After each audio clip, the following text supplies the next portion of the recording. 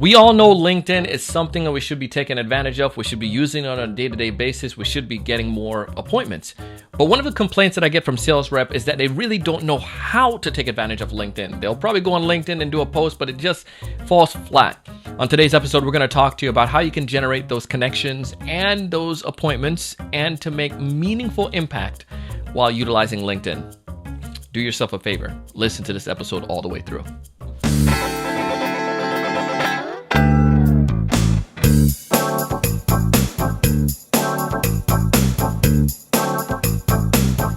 Hey, everyone. Welcome to another great episode of the Sales Evangelist Podcast.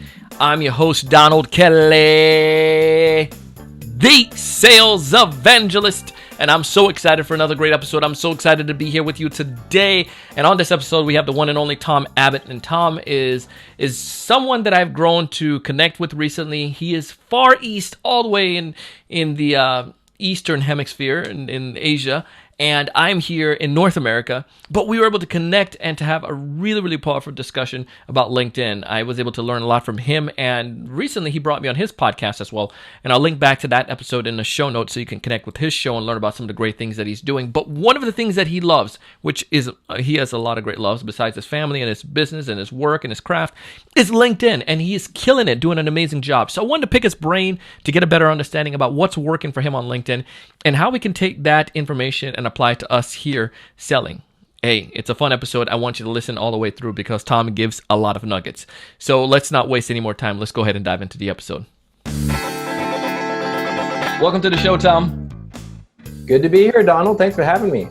You know, I'm excited to have you. And we were joking and jiving before we started here talking about where you're at right now. And you're over in Singapore. How the heck are you, man? I'm loving it. You know, we've been here in Singapore for over 10 years. This is home for us. My hometown is Vancouver, British Columbia, Canada. So kind of born and raised Canadian. And we've been in Singapore for the last 10 years or 12 years, actually, in delivering sales training programs, motivational sales kickoffs for multinationals all around APAC. So we love it here. It's summer all year long. Great place for business. It's safe. It's clean. It's easy. Hard work, but easy life, if that makes any sense. Well, awesome. And I may have to come and visit you one of these days then. Anytime, man. Anytime. Well, Tom, we're excited to have you here. And you kind of alluded to it, but tell us a little bit more about you and what you do, man. Yeah, happy to. So I'm the founder of SoCo Sales Training. We're a sales optimization company. I founded this company 1999, I think. So over 20 years ago in Canada, and then relocated to Singapore about 10 or 12 years ago. And we help companies optimize their sales process. You know, we never want to see a salesperson lose a deal because they can't sell. That's basically like our motto. That's what we're all about. And it's how do you become better at what you do? And, we just want to inspire people. We want to give people the tools they need to sell and just equip them with everything they need so that they can hit their targets and just be happy. Well, congratulations on that, man. And you mentioned the beauty of Singapore, but why did you leave Canada to go to Singapore? Was there like a deal that you just said, oh man, or was it the field just ripe and you're like, we got to go jump on this? Or Donald, the deal was if I wanted to keep my girlfriend, I'd have to follow her to Singapore. That was the deal, all right? So I mean, if we back it up to like 2007 or 2008. Things were slowing down, of course, in North America, the economic crisis and whatnot. So my wife, she was my girlfriend at the time. She was offered a job working at a design company here in Singapore on a huge project called Resorts World Sentosa. And she was an interior designer at the time. And she was offered a great job, and it was a wonderful opportunity. And I just said, look, this relationship is, more important than work. So why don't you go to Singapore, try it out for a couple months, see if you like it. If it's not for you, just come back home, no harm done, but at least you tried. If you do like it, I'll follow, see if I can build my business there.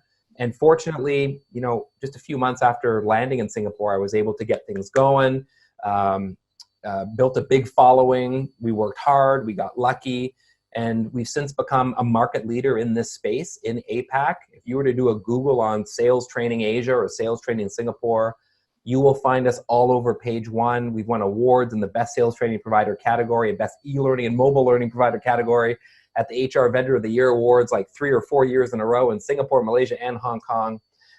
So at the risk of not being humble, but you asked, we're crushing it in the sales training space, and we're very grateful and we're very happy. And I'm just ready to rock, man. Let's go.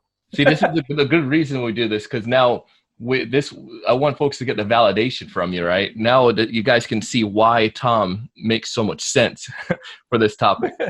So Tom, the idea of using B2B, for using LinkedIn to generate B2B leads, it's something that many will say work. I've seen it work, but there are still people who are not too excited about it, or say they've tried it or whatnot. And I don't want to beat a dead horse, but I do feel it's pertinent, especially nowadays, where sales reps require to take advantage of LinkedIn. So I want to get from you, people, why does it work? Why are you a strong believer? Why do you decide to stay up late at night to jump on this podcast with this handsome guy? I mean, besides the fact there in Florida, to tell about this idea of LinkedIn. What's in it for you? Why? Okay, well, so there's probably 4 different questions packed into what you just asked. But yeah. If the question is, why do I want to talk about this on this podcast, is because our mission is for sales reps to get better, right? We never want someone to lose a deal because they can't sell. So any opportunity that I have to speak to an audience about what it's going to take for them to close deals, and how do they build rapport with customers and differentiate themselves from other people and demonstrate value. If there's any opportunity for me to kind of champion something, I'm all in, right? So thanks for having me on. That's number one. And then another part of your question was why LinkedIn, right? Why LinkedIn as a B2B tool, right? You want me to go into that, Donald? Yeah, let's do it. Yeah. All right, cool. Look, at the end of the day, to me, LinkedIn is Facebook for business. That's just the easiest way to put it, right? So Facebook is great. Now, of course, you can do business on Facebook. Of course. You can have your Facebook page, you can have some great groups, you can, get, some opt-ins, you can run some Facebook ads. That's a whole other podcast we could do, and that's great. The audience tends to be more of a B2C, more consumer side on Facebook. We're there, we're scrolling, we're having fun, we want to see some cat videos, we want to see some kids, you just want to have fun. That's Facebook, and that's an escape. LinkedIn, on the other hand, that's where grown-ups go. That's where we go, right? And I say grown-ups in the best possible way. When we're wearing our business hat, we go on LinkedIn. We want to follow influencers. We want to follow, whether it's Forbes or Harvard Business Review or some thought leaders. We want to learn something. Inc. magazine. We want to learn something. So we want to follow people and follow brands. So it's a great place to be for business, right? Yeah. When you think about the evolution of it, I mean, sure. Now, some people might say, oh, isn't it just a great place to look for a job or to find work? Well, it is. And it was, right? That's what it primarily was for, finding work. And the profile was basically here's my resume. Yeah. Now that resume is more it's my profile, right? I mean, this is my description. This is who I am, who I help, and why it's useful. So LinkedIn's just a great place to connect with people, to actually meet either like-minded people, people in your space, or prospective customers. That's where they're at. So I can dive deeper, but that's the short, the short answer to that question. No, I agree with you on that, and I love it. I think you explained it clearly. So with this in mind, why do people not take advantage of LinkedIn? Or because there's so many sales reps out there. I mean, the stats are, you see it out there, how many people are actually on. I think LinkedIn right now has over 500 million users. And in general, only a third of those, 3 million of those people actually post weekly on LinkedIn. But why are people not taking advantage of LinkedIn for lead gen in your experience working with teams? I think the short answer is they don't know how, right? I mean, that's what it comes down to. One of two things. You either don't believe it, as in you don't think it's a good platform to be on. And, you may be right or you may be wrong, but it starts with your belief of the platform. Is this a place? And in my first book, I've written 2 books on sales. In my first book, The Soho Solution, I say for lead gen, you have to consistently reach a large number of your ideal target customer. It's just that simple. Consistently. So Donald, when you talk about people that haven't posted in weeks or months, they're not being consistent, right? So they're not following that advice. So where can you find a large number of your ideal target customer? So this is what all sales reps have to be thinking about. Well, LinkedIn is a place, so maybe they just haven't thought about that. Maybe they just don't know where large numbers of their target customer congregate, right, on a consistent basis. So they just haven't thought about it. Maybe they're old school and they're just like, I'm going to pick up the phone, or I'm going to pound out some cold emails. And that's how they see the role of a salesperson. And I mean, I believe people need to adopt, an omni-channel approach. Yeah. Right? So you've got to be doing everything. You've got to be hitting people up on LinkedIn, WhatsApp, Facebook, if you're connected at that level, WeChat, Telegram, you name it, right? Email and phone call. Like there's a place for that everywhere. And it's omni-channel. So you've got to hit people up in a few different spots. So they start, hey, whoa, what, who's this? Who's this? Oh, wow. They have to notice you in a different context as well. And you got to reach people how they want to be reached. So you can't just pick one method and just kind of go all in, so to speak, and ignore everything else. Yeah. So I feel like they just haven't thought out a strategy and included LinkedIn as one of those opportunities. So that's number one. They just don't know that it's effective. Number two, maybe they've come to grips with it being effective. They just don't know how to do it. All right. So they just don't know how to do it.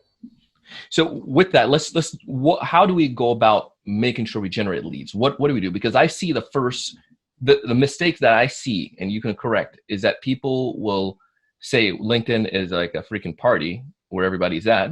So let me just go to this party where everybody's at. And then what they'll do, send out the 15, 20, 30 requests to somebody who could potentially be a customer. And then after they accept them is, hey, buy from me. Oh I feel that's not the strategy that you're going to tell us. So no, that's not what that's not going to be a LinkedIn best practice. You're not going to hear that from me. So look, my second book is called Social Selling. 10 Essential Strategies to Prospect, Position, and Present Using Social Media. I wrote that book in 2015. My first book in 2011, Social Selling, I wrote in 2015.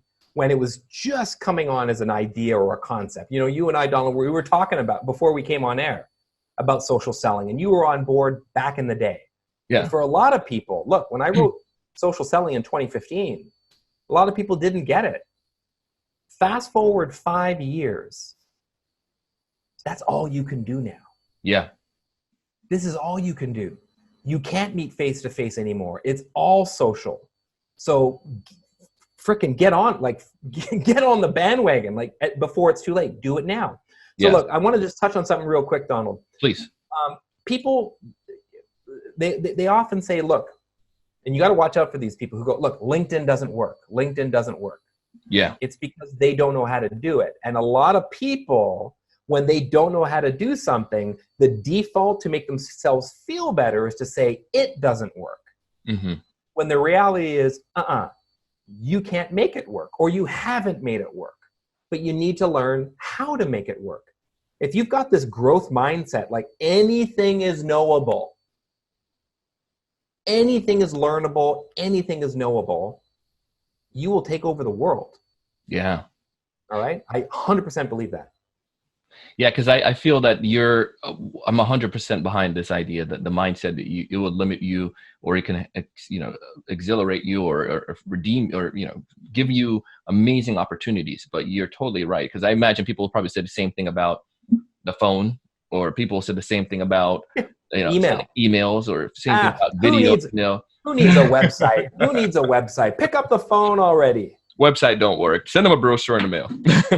Right. So, I'm the sales rep. I'm listening to this. I'm like, Donald, this guy, Singapore dude, got me going, man. I'm a believer. How do I get started if I'm a sales rep in this climate today?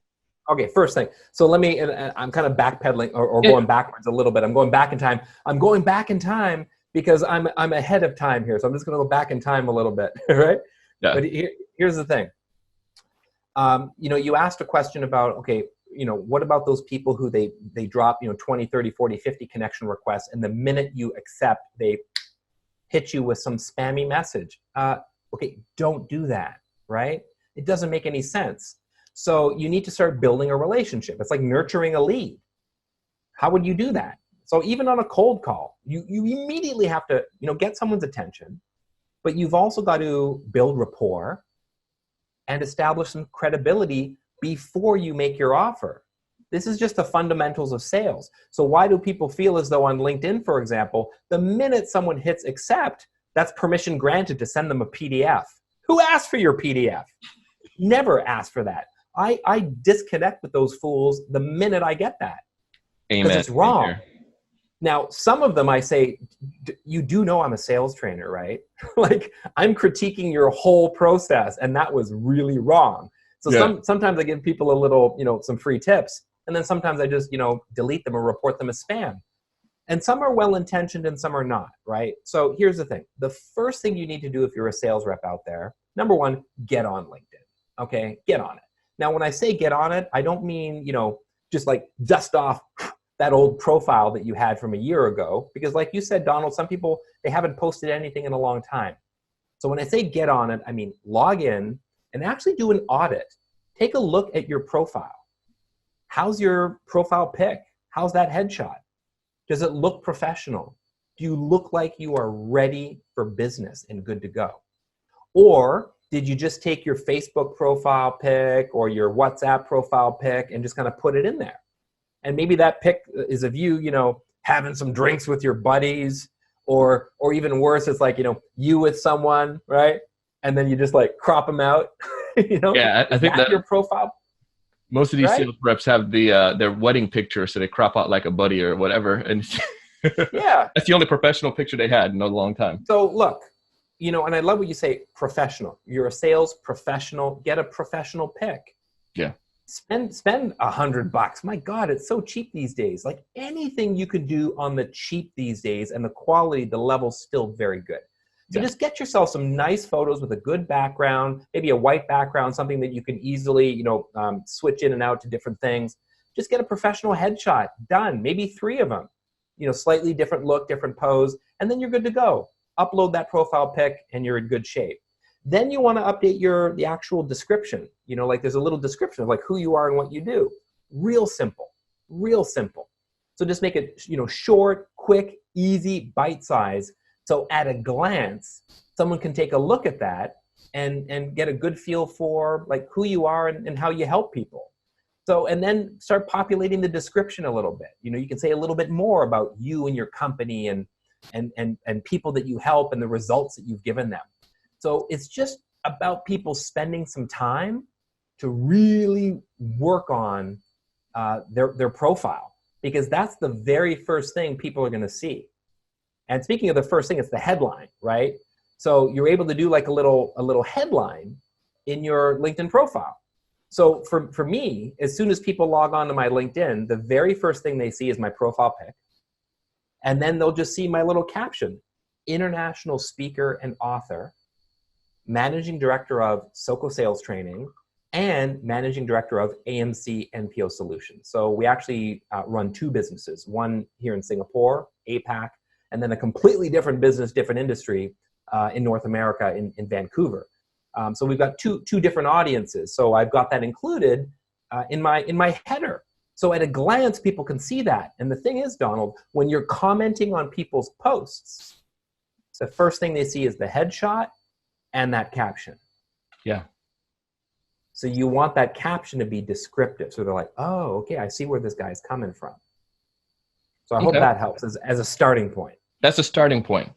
So now I'm ready for the turn on the car and get this car running. What do I do now to actually get? So what do you do now? What you do next is you come up with a list of target accounts or people that you want to go after.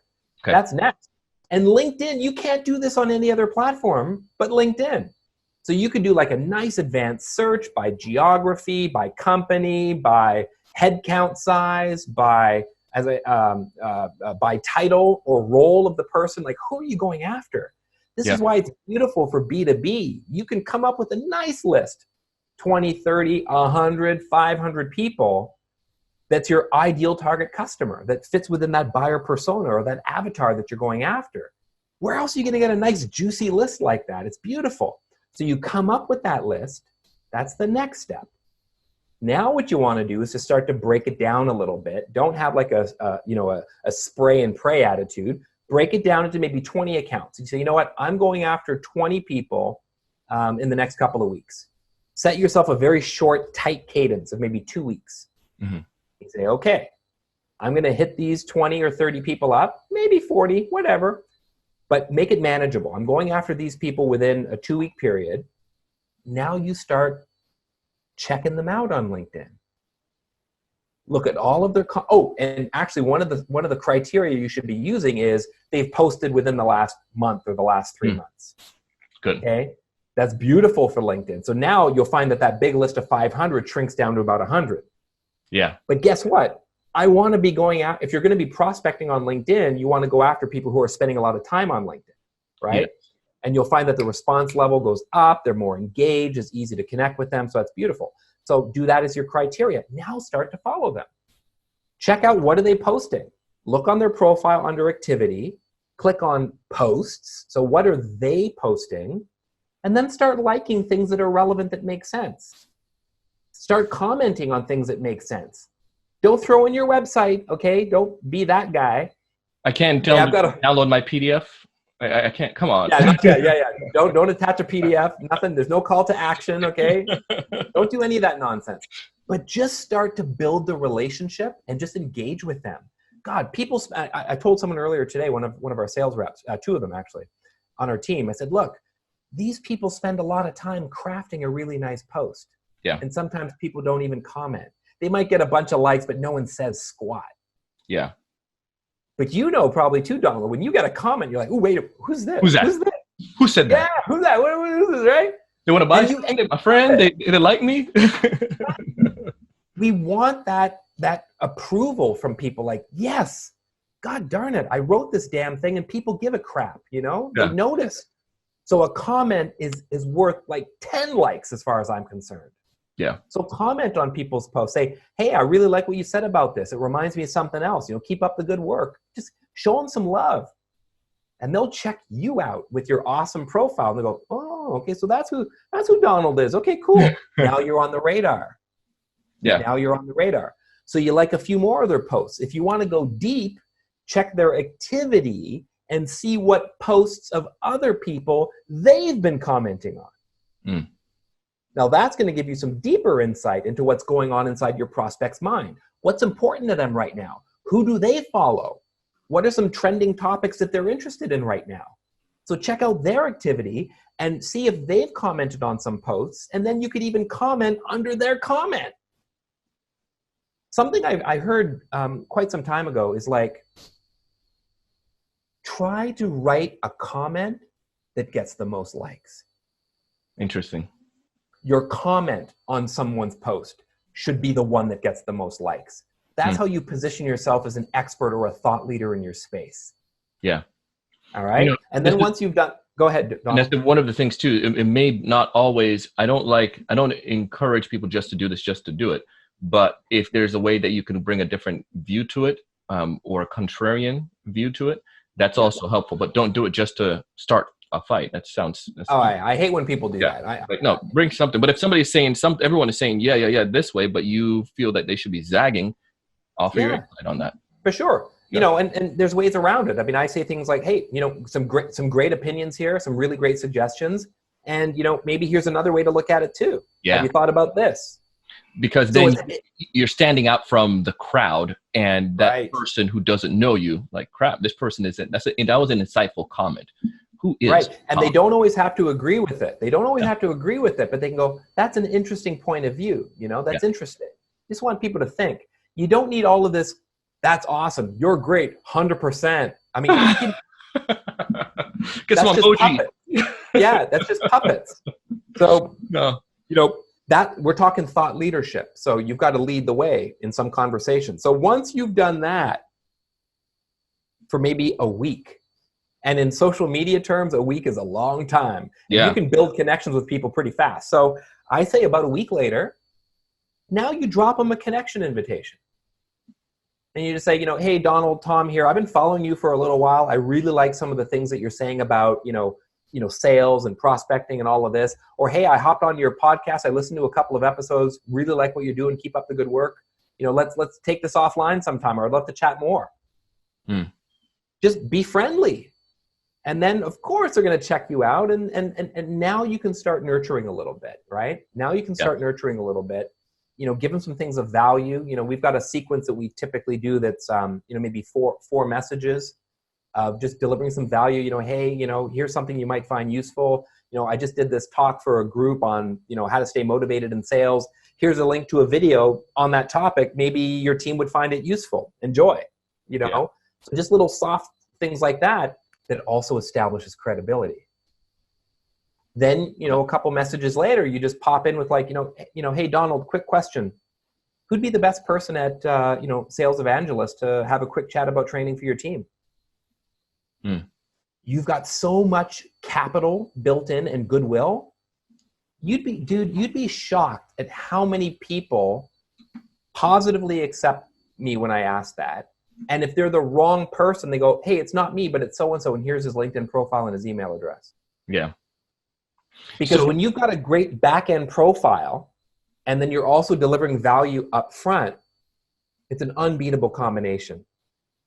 Okay, so going back to this now. So the idea here are several things. Time, and then keeping track of all of this. If I have 50, 100 people that I'm trying to get connected with, plus I got management breathing down my neck, considering the fact right now they're telling me to focus only on my key accounts and to make sure I do the emails and a call because they want to see results quick. This is going to take a while, and I have to keep track of that. How do I do all of that, or how would you counsel somebody in a situation like that? So I wouldn't see them as opposite ideas. I'd go, okay, wait a minute. Maybe, all right, I only have so many hours in the day and my boss is breathing down my neck. Maybe I'm not going to use LinkedIn for pure outbound right now, but I'm going to use LinkedIn to complement the work that I'm doing right now on managing and grooming my current key accounts. So you could easily take every single thing I said for the last few minutes and actually apply that to a key account management strategy. Yeah. Where you go, okay, so here are my top 20 accounts that my boss wants me to nurture. Well, what does nurturing look like? Why don't I hop on LinkedIn and show them some love? See who they're following, what's important in their world right now, and deepen that relationship with them.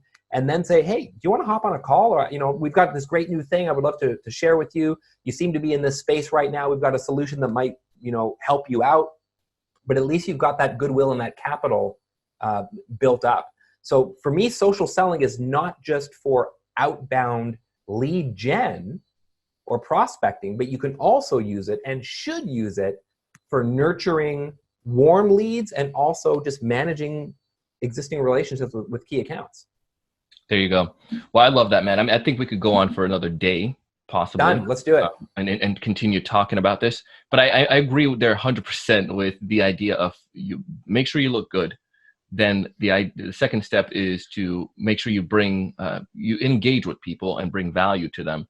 And then the third step is once you've built up enough, deposit enough money, then you can go for a withdrawal, so to speak, or go for the ask of getting information from them. Yep. Is there anything else that you would give, understanding that, that sales rep here, she just listened to this, she's excited, she wants to go test it out. Anything else that you'd give her that she can take and go and apply?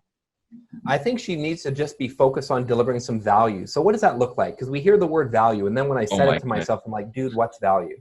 Okay. But so what does that look like? You've got to know your audience. So I've got about 25,000 followers on LinkedIn, and we're very deliberate about who we connect with. I don't just connect willy-nilly with anybody. My whole audience is sales professionals, sales leaders, business owners. So like attracts like. So what ends up happening is because I know who my audience is, the content that I create and put out there totally resonates with them. Yeah. You know what I'm saying? It resonates with them. And I always think about, and this is what I want her to think about as a sales professional. I want her to think about who are her top 5 customers right now and start creating some content for them, just those 5 people. I want you to picture them in your minds, and I can picture mine all the time. I've got Catherine, Jagjit, I've got Philippe, I've got Olivier. I can picture them in my head, right? Darrence. I can picture these sales leaders who have invested a lot of money in our company to help their teams perform better. So every single thing that I share on LinkedIn, I'm literally writing it for those 5 people. And I know that if this is something they would like, those 25,000 people are going to love this too. Yeah. No, I love it, man. Going back to the Warren Buffett idea where he writes his, was it the year-end review towards his aunt or to one person. So when he writes that, it's very simple, very concise. She's not big into investment. She's not camping out daily, but she invests in his company. And he wants to make sure that she understands the year-end report. I love that. Yeah. And you know, people want to know a little bit about you as well, right? Yeah. Like they want to know your personality. So we do a combination of, we do a lot of video on LinkedIn, you know, and I won't say we're one of the first, but LinkedIn is known really for like, you know, long form, you know, people like to write a lot of copy, right? For us, we do some of that, but we know that what our audience likes and what I'm very comfortable with is video. Yes. So I love video, man. So put a camera in front of me and we're going to have a great time. So we do that on our LinkedIn, and it's easy to consume. It's bite size. People can really feel like they're connected with us as well when we use video. So, you know, for any sales rep out there, I'd say hop on video as soon as you can, make it for your 5 best customers, and just give tips that your audience needs, because they're going to Google it somewhere else. They're going to hop onto YouTube of how to do something. I want her, that sales rep in your audience, like your listener, I want her to be the go-to person in her space. Love it, man. Well, I feel that you just made somebody a lot of money today, because they're going to take this and apply it. Right on. But if folks out there want to get connected with you, what's the best way for them to go about doing so, Tom? Best way is LinkedIn. Best way is LinkedIn. Said about right. I'll drop you my handle in the chat. You can put it in the show notes if you want, but just hop on LinkedIn and just look up SoCo Selling, SoCo Selling, Selling. SoCo stands for the Sales Optimization Company. So you just type in Tom Abbott Sales and you're going to find me on LinkedIn. You can't not find me. Well, Tom, I'm excited for that. We're going to go ahead and put your books into the show notes as well, so folks can get access to those and check you out. But we really appreciate I'll drop you a link where they can actually get the ebooks for free. Look at that. Yeah, go ahead and send it to me, and we'll make sure we'll put all that back there in the show notes. But thank you, man. I appreciate you.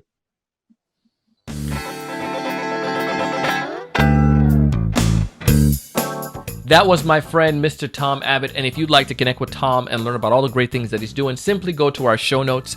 If you're watching this on TSE TV, just scroll down and you see all the information there in the comments. And make sure, if you haven't done so already, go ahead and hit subscribe. We want to make sure you get notified whenever we're putting out these amazing content. And I want you to be able to take them, apply them, and tell me how you're seeing the results. But Tom is a fantastic dude for you to connect with. He produced a lot of great content himself, and I highly recommend him. So find all the information. You can always go back to our website, thesalesevangelist.com/the word episode number 1312. Again, the sales/the word episode, then the numbers 1312. Listen, you could go ahead and play that. Maybe you'll win. That sounds like a good lottery number, right? 1312. If you do, give me a call and give me some of the money. Anyways, I share stuff like this because I want you to succeed. I want you to find happiness in your craft, and folks like Tom bring that. They help us to be able to perform to our best ability. I want you guys to be able to take advantage of tools. So check out Crumble. We've mentioned them, and they're great friends of ours, and the tool is absolutely amazing. It is free to get started. Crumble, CRMBLE.com/TSE. Also, when it's all said and done, just know this, that I'm here to help you to succeed. I want you to find more of those ideal customers. I want you to be able to know what to say when you're reaching out to them. I want you to be able to close more deals. But most importantly, I want to challenge you each and every single day to go out and do big things. Thanks so much for watching. Hey, thanks so much for taking the time to watch this video today. If you enjoyed the content, I ask you to go ahead and hit that like button, that thumbs up in the bottom right-hand corner. Also, to make sure to subscribe if you haven't done so already. This way, we'll keep you up to date with all the latest sales strategies, latest tools, and things that are going to help you to not only find more prospects, but to close more deals. Thanks so much.